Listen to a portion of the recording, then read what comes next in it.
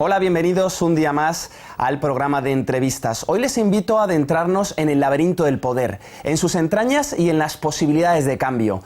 Y lo hacemos de la mano de uno de los sociólogos más reconocidos en el mundo, Manuel Castells.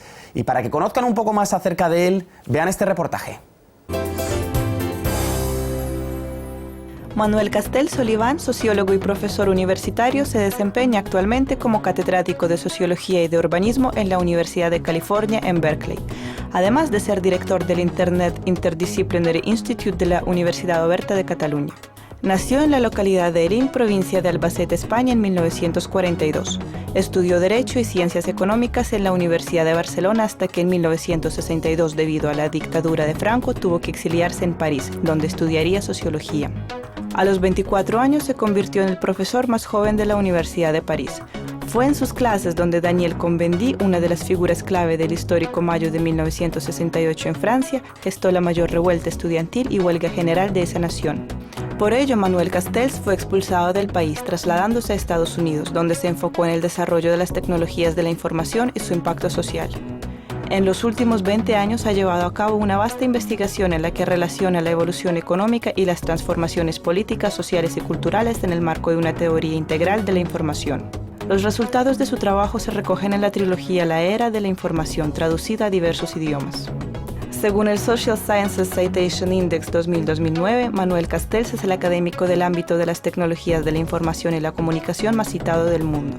En 2012 recibió el premio Holberg, considerado como el Nobel de las Ciencias Sociales. Muchas gracias, Manuel, por venir a Moscú y bienvenido.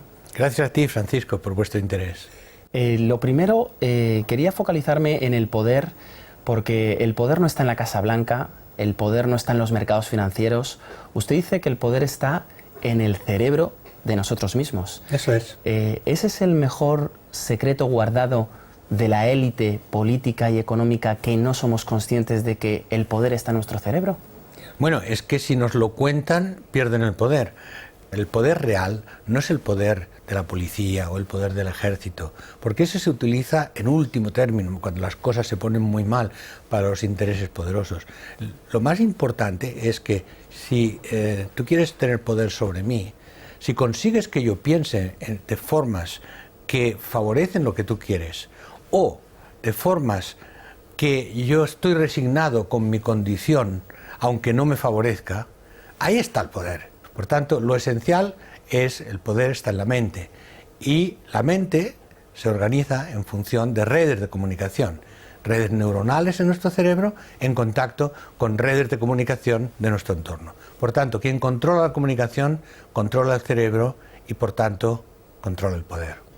Y ahora mismo ha surgido un movimiento que intenta todo lo contrario en sí mismo, que intenta apoderarse de las plazas, de las calles y decir que esto no funciona, que esto no es así, que quieren que el poder llegue a las personas. Es un grito que otro tipo de personas dicen que no va a tener ningún eco realmente en la política y en la economía. ¿Usted qué cree? Que depende de lo que se entiende por eco. Si quiere decir que de esto sale un partido político que gana las elecciones en los próximos 2 años, no es nada seguro.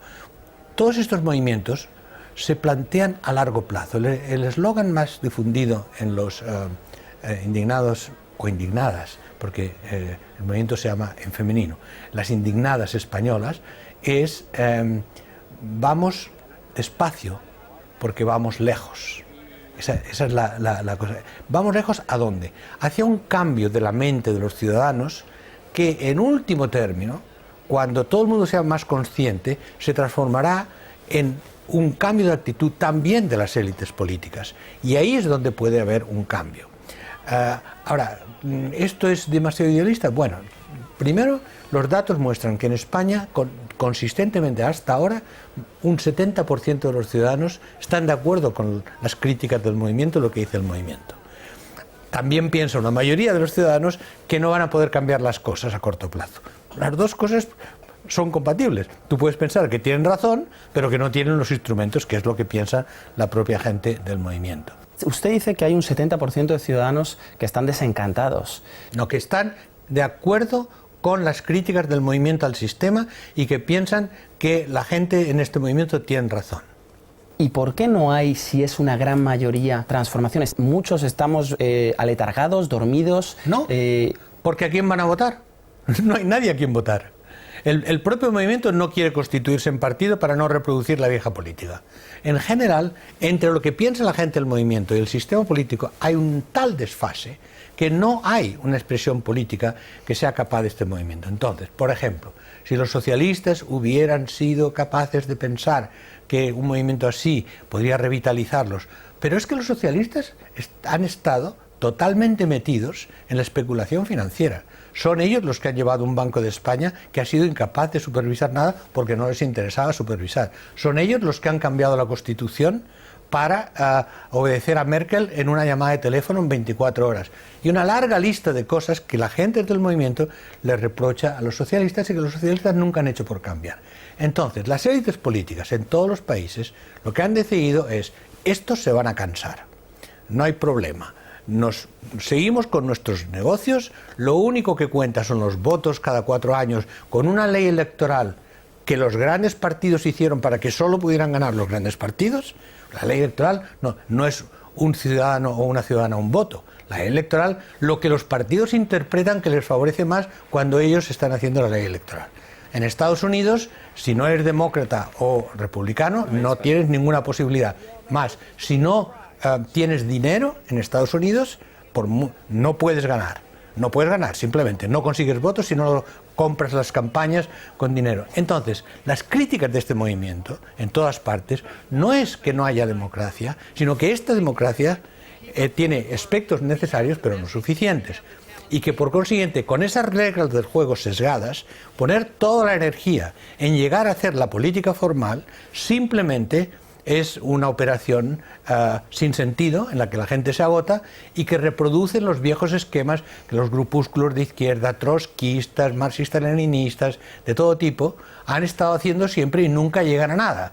O bien intentan la revolución armada, cosa que nadie quiere porque es un movimiento no violento, claramente no violento en todas partes, o bien, entonces tienen que hacer otra cosa, que es el largo camino de transformación de las conciencias para que en su momento los ciudadanos puedan tomar otras decisiones y de ahí puedan surgir nuevas fuerzas políticas. Y surgir nuevas fuerzas políticas con otro cambio en el juego, ¿o no? Porque tiene que cambiar las reglas. Tiene que cambiar el juego. Miren, yo una de las pocas cosas concretas que sí hice en el movimiento español, uno de los grupos, porque el movimiento no existe, no es el movimiento, sino hay distintas comisiones, distintos grupos.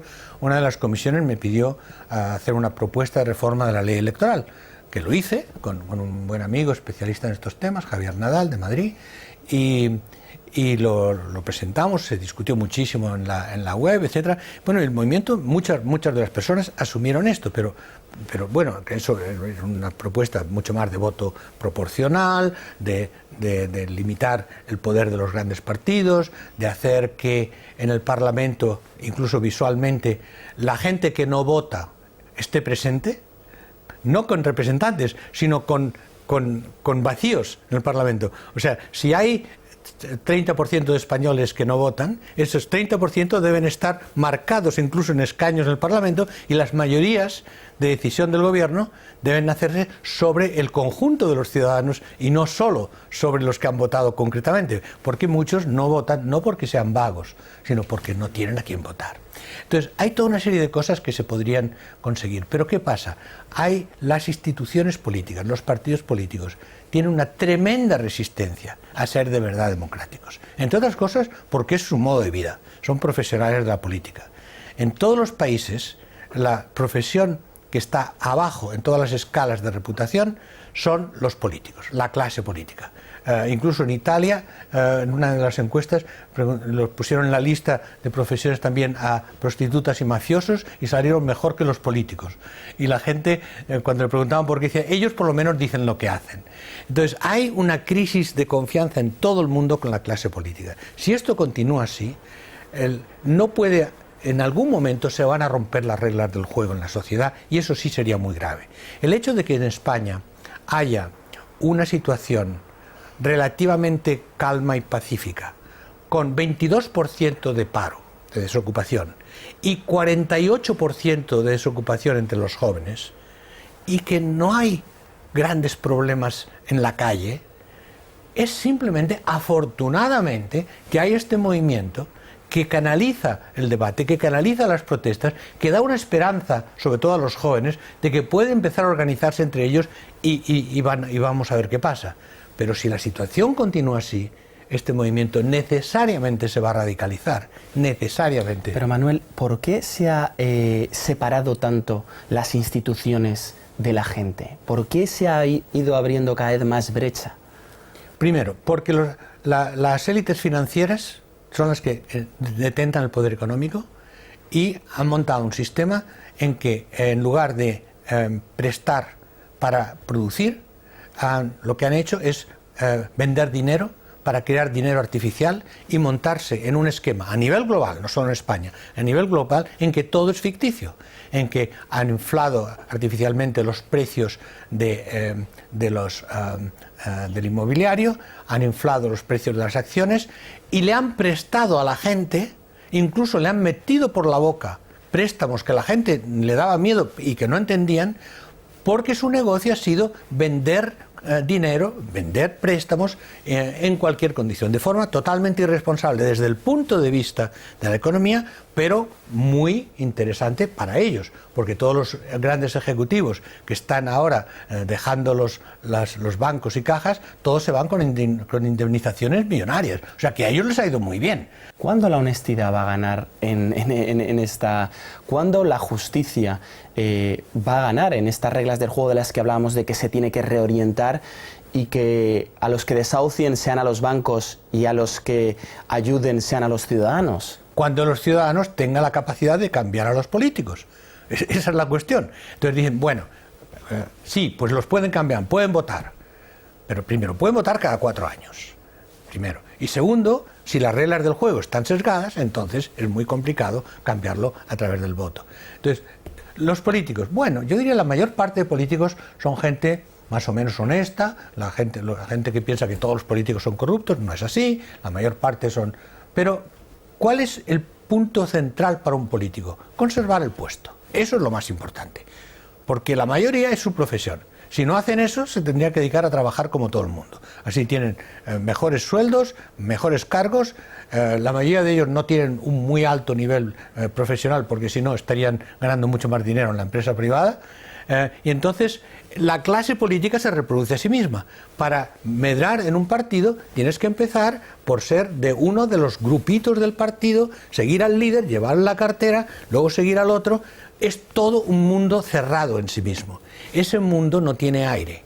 Entonces lo que ha pasado es que con Internet se han abierto las ventanas. Con Internet la gente puede decir lo que quiera, porque los políticos y los financieros juntos controlan los medios de comunicación. No a los periodistas profesionales, afortunadamente, que son la línea de resistencia, pero sí a los propietarios de los medios de educación y por tanto a las líneas editoriales de los medios de educación. Por consiguiente, control de los medios, control de las finanzas y por tanto de la economía, control del Estado a través de una clase política que se reproduce a sí misma, y fuera de eso solo quedaba Internet. Pero justamente desde Internet se han construido redes de debate, redes de organización, redes de acción, pero que para actuar sobre la sociedad tienen que salir, tienen que ir a la calle, tienen que parar desahucios, tienen que empezar presionando sobre comisiones de investigación. Es esa combinación de Internet como espacio libre de comunicación y el espacio público como espacio de ocupación del espacio como ágora pública, no para otra cosa. Esa combinación ha cambiado el juego. Lo que pasa es que de momento eso no se traduce todavía en grandes cambios en la política porque el sistema está cerrado. Si le parece, Manuel, hacemos una pequeña pausa y enseguida continuamos con la entrevista.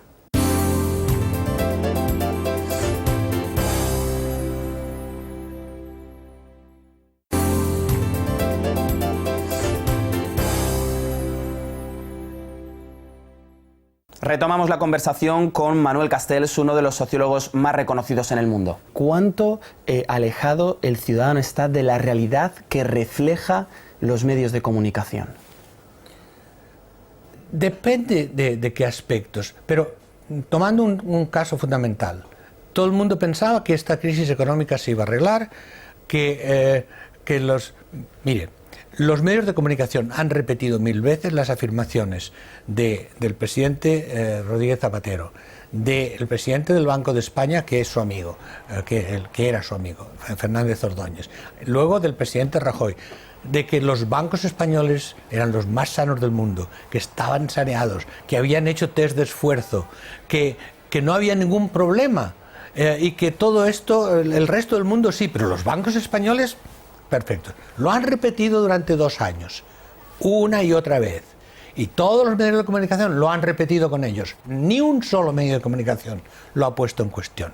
Es que son tontos, no tienen capacidad de análisis como tienen los analistas financieros, o es que cada vez que alguien serio del medio de comunicación intentaba decir algo tenía un problema a nivel editorial. Entonces, ¿y ahora resulta qué? Ahora resulta que los bancos españoles ya deben 250.000 millones de euros ya debían al Banco Central Europeo, y ahora necesita un rescate de 100.000 millones más. Lo cual es más o menos, para darnos una idea, más de 1/3 del Producto Interior Bruto español. La deuda, por tanto, impagable, por tanto, quebrados. No teníamos los bancos perfectos en el mundo. Luego podíamos ir punto por punto, pero solo tomando esto, es simplemente decirles a los ciudadanos: sus dineros están en peligro, pero no se lo decimos. Entonces, claro, hay un problema, en estos momentos yo he escrito varios artículos mostrando la alta posibilidad de que el euro, como mínimo, se devalúe considerablemente. Incluso puede salir. Entonces, yo he aconsejado que los ciudadanos hagan lo que están haciendo los fondos de depósitos multinacionales en Europa, que es desprenderse de sus euros y cambiarlos por dólares o francos suizos. Bueno, yo entiendo que el gobierno no puede dar una consigna de ese tipo, pero sí debe poner a disposición de los ciudadanos la información de lo que está pasando, y los medios de comunicación también. Pero ¿y los medios de comunicación que están ahí y que cuentan eso? Siguen teniendo muchos lectores en Internet también. Es decir, Internet se ha abierto la ventana, pero ¿no cree que en cierta medida los medios más importantes siguen teniendo muchos lectores en Internet? Y esa ventana que se ha abierto, es decir, nosotros nos podemos comunicar, pero ¿cómo te llego a conocer? Porque al final los grandes medios de comunicación son los conocidos. ¿Cómo aprendemos a recorrer nuevas maneras de informarnos que están en otro lado pero que desconocemos, y que los medios siguen copando ese paraguas, ¿no? Sí, tienes razón. Pero primero, lo que hace la gente, cada uno nos montamos nuestro propio periódico o nuestro propio medio de comunicación online.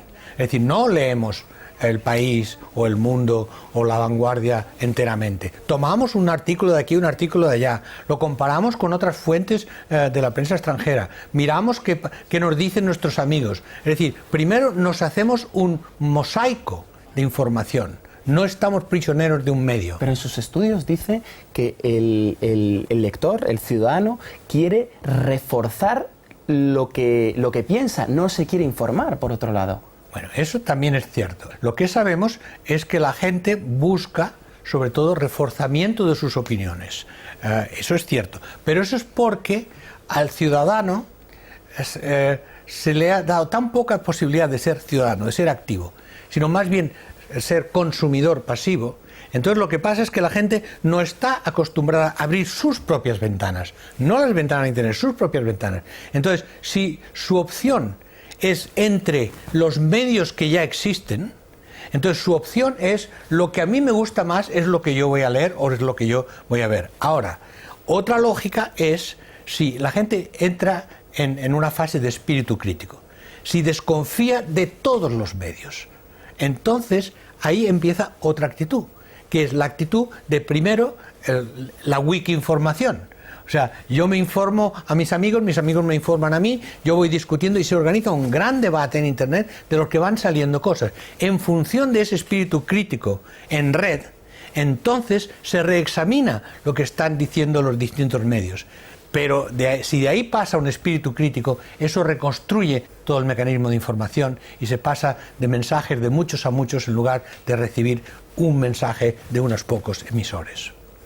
Usted decía que estamos en la sociedad de la información, pero estamos desinformados, estamos con una educación muy pobre y además usted dice que tenemos miedo en cierto sentido, que el miedo es una herramienta fundamental en todo este mecanismo. ¿Cómo funciona el miedo para que no se rompan las reglas del juego y para que sigan copando las estructuras de poder los de siempre? Sí. Bueno, en primer lugar, la educación es pobre, pero en términos históricamente relativos estamos más educados que antes. Y una de las cosas que se ve en todos estos movimientos en el mundo, si hay una variable que explica la composición social del movimiento, es gente educada. O sea, gente que ha tenido estudios universitarios. Esto es importante. No hay contradicción, la gente está más educada que antes y porque está más educada se plantea más problemas. Lo que más educado no quiere decir que gane más dinero. El activista típico del movimiento en todos los países es el profesional de 30 o recién graduado universitario de unos 30 años con un trabajo muy precario o sin empleo. Eso es el típico. ¿Cómo esta gente entonces puede pasar a una actitud más crítica? Fundamentalmente apostando sobre un cambio de la mentalidad. Y los movimientos siempre dan un ejemplo en todas partes del mundo. Los movimientos, los derechos de la mujer.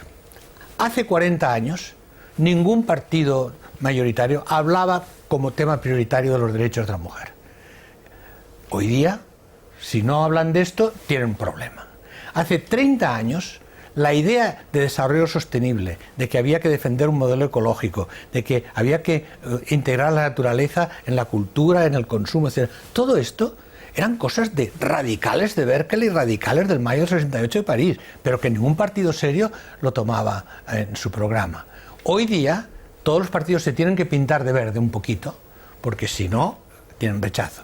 Es decir, hay grandes ideas en profundidad, que no son tal partido o tal líder, sino formas de concebir nuestra vida y la sociedad. Estos grandes cambios mentales toman tiempo, toman debate y toman el hecho de que es el conjunto de la gente y no unos cuantos líderes los que tienen que pensarlo. Y ahora entra dentro de esos derechos el derecho a poder entrar en Internet libremente. Otro de los puntos esenciales, como fue el desarrollo sostenible, como han sido el derecho a la mujer, ahora entra en toda Europa y hay más de 50 partidos ya creados, el de los partidos piratas, que antes era impensable, ¿no? Eso tiene usted mucha razón.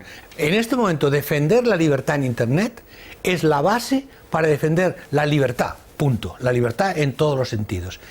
Como los poderes establecidos cada vez más desconfían de Internet, de hecho odian Internet. Si pudieran liquidarlo, harían como los chinos, Internet muy bien para negocio y para la educación, pero para nada más. Pero no es tan fácil, no es tan fácil. Ahora, hay tanto peligro sobre la libertad en Internet que realmente los jóvenes están surgiendo una serie de partidos, de movimientos, etcétera, que van a crear muchos problemas a los que intentan acabar con la libertad de Internet. Entonces, lo que está ocurriendo en todos los países es que poco a poco el viejo sistema se está consolidando en partidos de derecha o de izquierdas que se ponen de acuerdo en lo esencial, en resistir nuevas formas de representación democrática. Y de ahí hay dos cosas que pueden ocurrir. O bien, estas instituciones finalmente se abren y aceptan redefinir el juego democrático, o si no se abren, entonces yo soy muy pesimista, porque yo no creo en las revoluciones violentas, sino lo que creo es en situaciones de tensión que se van a multiplicar en una situación de catástrofe económica, en una situación de no representatividad política y con la gente consciente y crítica y el sistema cada vez más atrincherado en defenderse a sí mismo. Pero Manuel, ¿usted tiene esperanza o no? Yo siempre tengo esperanza, pero sobre todo tengo esperanza porque estos movimientos tienen esperanza.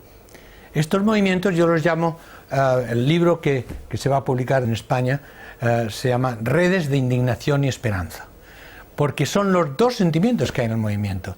La indignación ha sido fundamental para superar el miedo, porque el miedo es la emoción sobre la que se basan todas las sociedades para seguir en los mismos sistemas y no cambiar. La gente tiene miedo, Tiene miedo de que si hace algo que no está en el sistema, como mínimo pierde su trabajo o pierde otras cosas. Es la historia general. ¿Cómo se supera el miedo? Hablando neurocientíficamente, porque hay experimentos, con la indignación. Cuando te sientes tan indignado que no te importa lo que te pase. Ya te da igual. Ya te da igual. Eso es lo que ha pasado. Pero eso, si no se transforma en un sentimiento positivo, entonces la indignación es pura rabia y eso va al enfrentamiento. ¿Cuál es el sentimiento positivo? La esperanza. La esperanza de que con todo eso algo cambia. ¿Cómo se construye la esperanza? También lo sabemos. Con gente que está junta, que se junta. Por eso el tema en España, Juntas Podemos, es esto, la idea de yo no puedo, tú no puedes, pero muchos juntas sí que podemos. Y el juntas no es solo quién está en la Puerta del Sol, o quién está en la Puerta del Sol y en Santiago, sino también quién está en otros países, quién está haciendo cosas en otros países. Entonces la viralidad de estos movimientos no es solo una función de Internet, es que necesitas la viralidad para poder seguir haciendo algo aparentemente imposible, que es reconstruir la democracia a partir de los deseos de los ciudadanos. Pues muchas gracias, Manuel. Nos vamos con esos deseos de los ciudadanos que ojalá que se cumplan, y muchísimas gracias por tu tiempo. A ti por tu interés. Pues con el análisis incisivo, esperanzador y comprometido de Manuel Castells nos despedimos. Será hasta la próxima.